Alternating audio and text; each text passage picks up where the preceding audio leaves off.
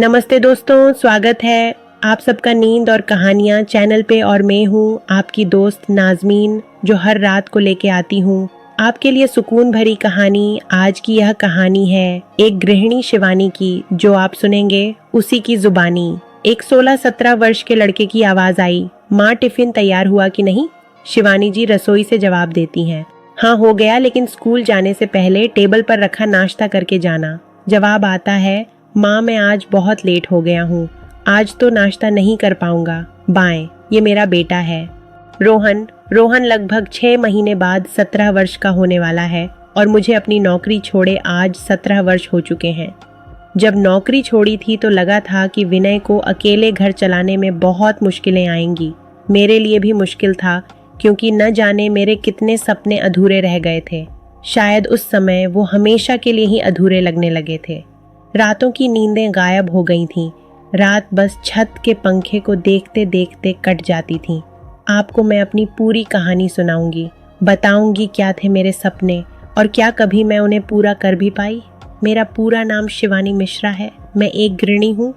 बाकी लोगों की तरह मैंने भी हजारों सपने देखे थे, लेकिन जब मेरा पहला बच्चा होने वाला था तो मैंने अपनी नौकरी छोड़ दी। जब नौकरी छोड़ी तो लगा था कि बस अब मेरी दुनिया सिर्फ घर तक ही सीमित रह गई है। शायद ऐसा हुआ भी। शुरुआती वर्षों में नौकरी छोड़ने के बाद मैंने विराज को जन्म दिया। फिर क्या था, दिन कब निकल जाता था पता ही नहीं चलता था। जब मेरा बेटा बड़ा हो गया, वो स्कूल जाने लगा, तब विनय ने मुझसे कई बार कहा कि अब हमारा बेटा बड़ा हो गया है, अब तुम अपने सारे सपने पूरे कर सकती हो।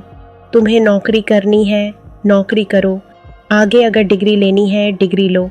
लेकिन हमेशा मैं ही विनय को मना कर देती थी कि अब तो वो सपने कहीं पीछे छूट गए। अब तो मेरा घर ही मेरी दुनिया है और हम हमेशा खुश रहें, यही सपना है। विनय जानते थे कि मैं तो शादी करने के लिए भी तैयार नहीं हो रही थी, लेकिन माता पिता और रिश्तेदारों ने कहा तो करनी पड़ी। मैं पूरी दुनिया घूमना चाहती थी अपने पैसों से, लेकिन शादी के बाद कहाँ किसी लड़की की जिंदगी आसान होती है। शादी के बाद तो उसका घर ही उसकी दुनिया होती है। सुबह रसोई में सूर्य निकलता है तो शाम को रसोई में ही डूब जाता है। मैं अपनी इस जिंदगी से काफी खुश भी हूँ। सास ससुर भी मुझे अपने माता पिता जैसे मिल गए। हाँ, शुरुआत में मेरी और मेरी सास की नहीं बनती थी, लेकिन जैसे जैसे समय बीतता गया वैसे वैसे हम दोनों की भी बनने लगी। मेरा बेटा विराज 11वीं कक्षा में है। मेरे पति विनय एक छोटी सी कंपनी में मैनेजर हैं।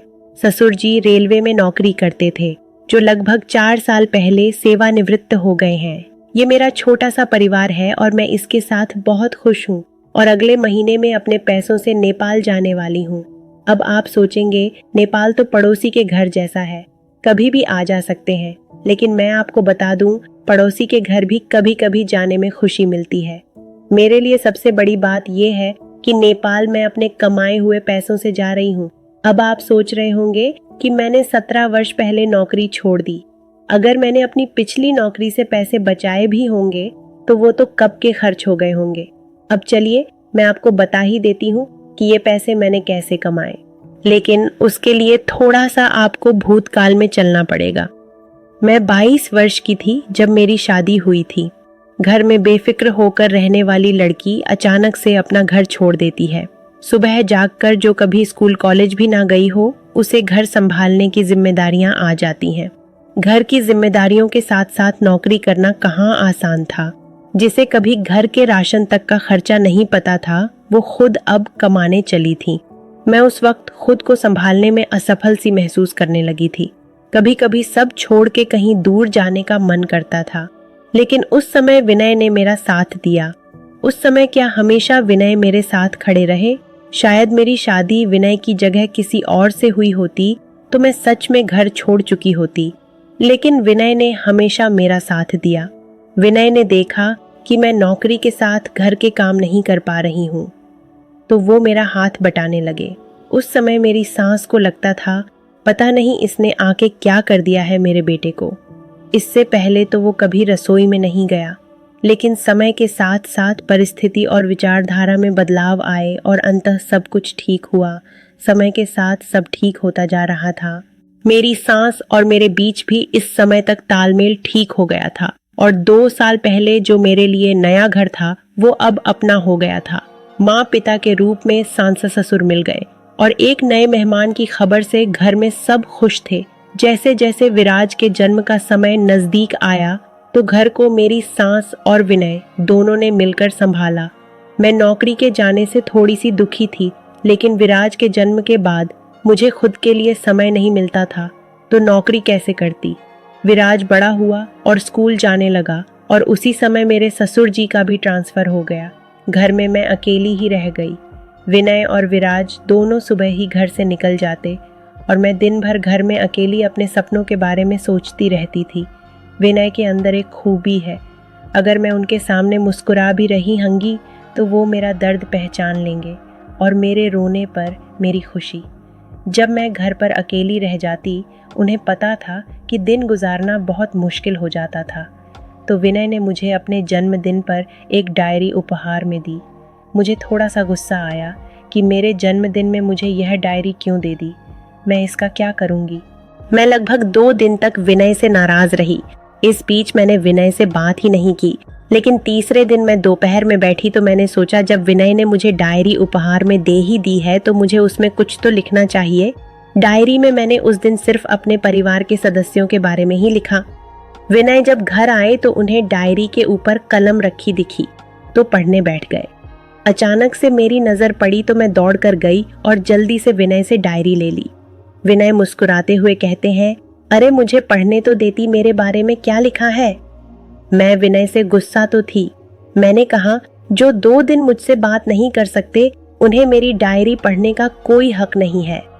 इतना कहकर मैं अपना काम करने लगी।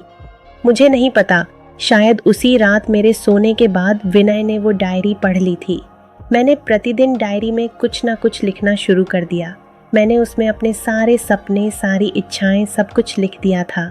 लगभग 50 दिन में मैंने वह डायरी पूरी भर दी। डायरी भरने के बाद मैंने विनय से जिद की कि मुझे एक और डायरी लाकर दें।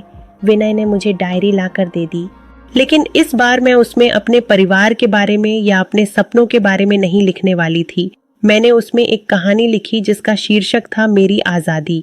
मैंने इस कहानी में लड़कियों के समझौतों के बारे में लिखा था, कैसे हम लड़कियां शादी से पहले अपनी व्यक्तिगत स्वतंत्रता के लिए संघर्ष करती हैं और शादी के बाद हमारी सारी दुनिया सिर्फ घर रह जाता है। मैंने शादी से पहले और ना ही बाद में बहुत अधिक महसूस नहीं किया था कि मेरी आखिरी दुनिया बस मेरा घर है। ना ही मुझे कभी मेरे पिता या पति ने यह महसूस होने दिया कि मैं एक औरत हूँ, इसलिए मेरा जीवन सिर्फ घर तक ही सीमित रहेगा। क्योंकि विनय ने हमेशा मेरा साथ दिया है, अपनी रुचि के अनुसार कार्य करने पर जोर दिया है।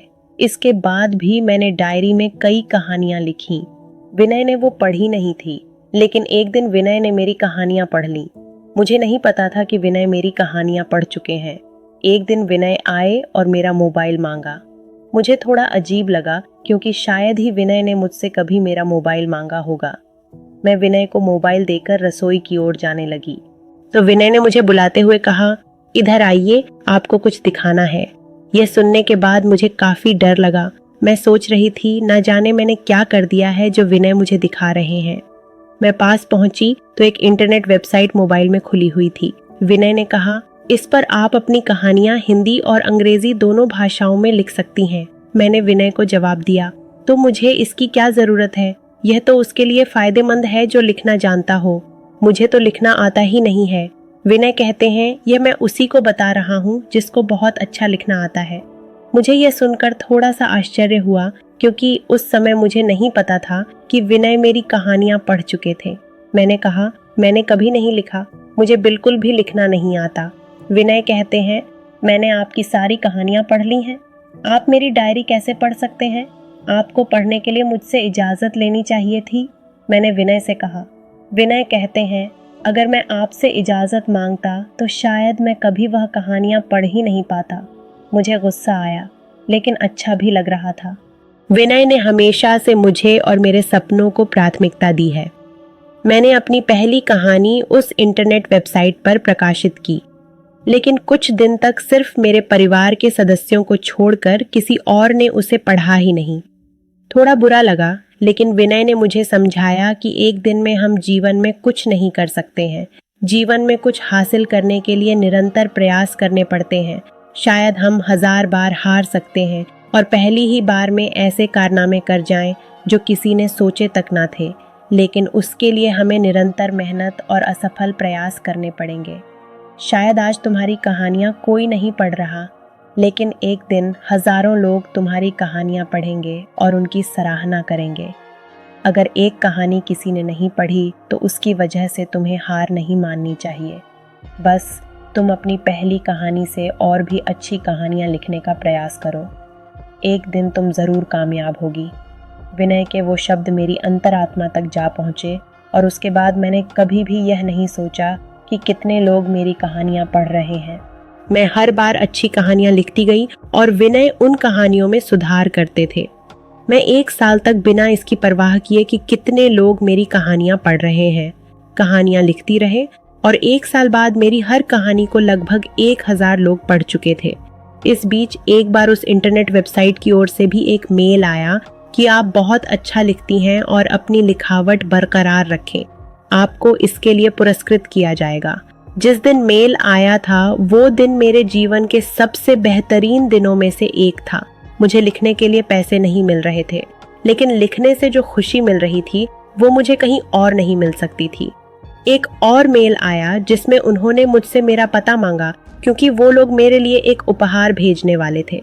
उस इंटरनेट वेबसाइट से मुझे उपहार के रूप में एक दीवार घड़ी मिली जिस पर मेरा और विनय का नाम लिखा हुआ था। मैंने 1 साल में उस इंटरनेट वेबसाइट पर 20 कहानियां प्रकाशित की थीं, जिसमें से 7 कहानियों को 5000 से ज़्यादा लोग पढ़ चुके थे। मेरी कहानियों की लोकप्रियता को देखते हुए उस इंटरनेट वेबसाइट से मुझे अगले 5 साल तक लिखने के लिए करार कर लिया, जिसमें मुझे पहली बार मेरी लिखावट की वजह से पैसे मिले, और यह सब विनय के बिना मुमकिन नहीं था। विनय ने मेरे जीवन के हर मोड़ पर साथ दिया है। शायद मैं तो एक कहानी के बाद ही इस वेबसाइट पर लिखना बंद कर देती और अपने घर के कार्यों में बाकी गणियों की तरह अपना जीवन गुजार देती। मैंने जो सपने देखे थे वो हमेशा के लिए अधूरे ही रह जाते। मैं अपने कमाए हुए पैसों से पहली बार विदेश जा रही हूँ। नेपाल ही सही, लेकिन मैंने यह पैसे अपनी मेहनत से कमाए हैं।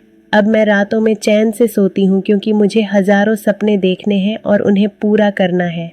वैसे अब आपका भी सोने का समय हो चला है। नींद चुपके से आपके सिरहाने आ बैठी है। वो हौले हौले आपकी पलकों को स्पर्श कर रही है। आप पर नींद की खुमारी छाती जा रही है। आपकी पलकें बोझिल हो रही हैं। आपने अपनी दोनों आँखों को बंद कर लिया है और अब आप आहिस्ता आहिस्ता नींद की आगोश में समाते जा रहे हैं। शुभ रात्रि।